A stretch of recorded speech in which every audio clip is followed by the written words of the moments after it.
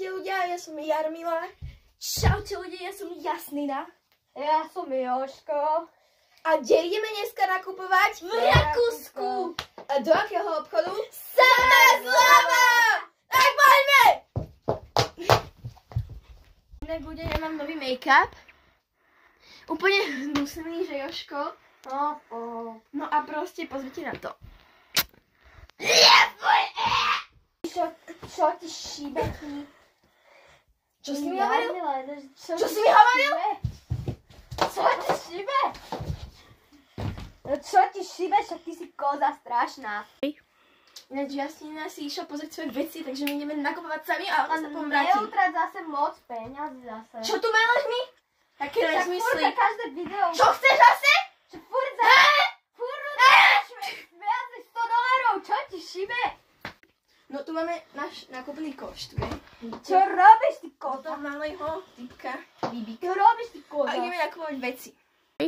Ako prvú vec si kúpime túto kabelku, pozrite.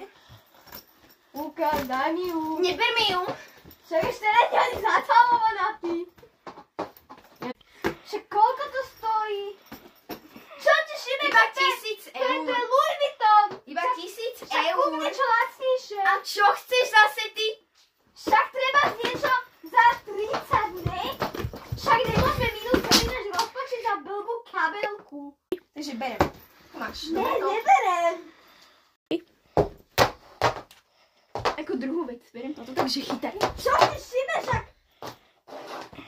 Koľko to stojí? 4000 eur. Čo to je ti poho. šíbe? Však to je celá moja Poho. výplata. Je v poho. To je celá moja výplata. Ešte toto za 1000, 5000 eur za nákup. Ako tretiu vec. Bože, už to je nezvládam. tejto make-up. Koľko to stojí? 50 eur to lacné. Aké lacné, však už sme utratili 5050 eur. Ako ďalší berem psa, lebo by som ho chcela. Koľko to stojí? 100 eur?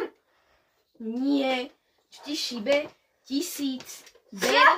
Nebereme. Ber To to. nezvládam toto odniesť. Ako ďalšiu vec berem tohoto plišáka. Dám mu meno Ríška. Takže chytaj. Pane Bože,